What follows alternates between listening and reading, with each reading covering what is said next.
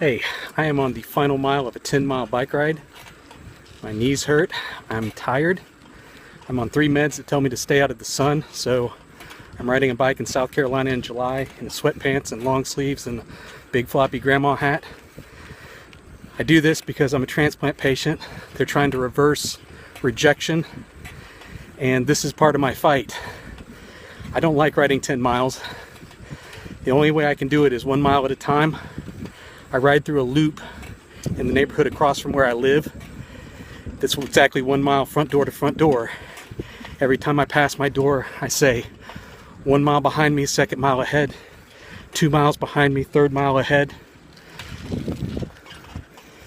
6 miles behind me, 7th mile ahead.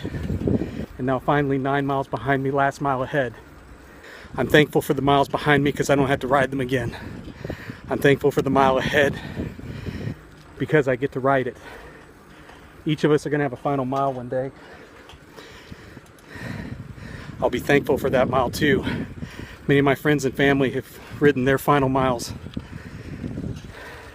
and their time on earth is done. Many of them fighting the same struggle I fight now, and I'm thankful to be alive because that's not a blessing afforded to everybody. No matter what you're facing in life, what you're recovering from, something health related, something related to addiction, depression, whatever fight you're fighting, no matter how hard your miles are, you can only do 1 mile at a time. This mile, the next mile, and when you're done with that mile will be behind you. I've ridden 10 miles today, but I don't have to ride 10 miles because I've already ridden 9. I only have to ride this mile, and I'm thankful for this final mile.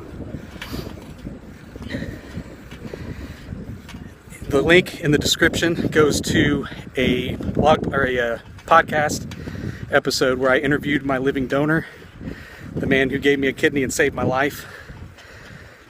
In that interview, we talk about what led him to feel like he was called to do that for me. So check that podcast out. For all these things, I am grateful. And for this, my final mile of 10, I will rise up and be thankful.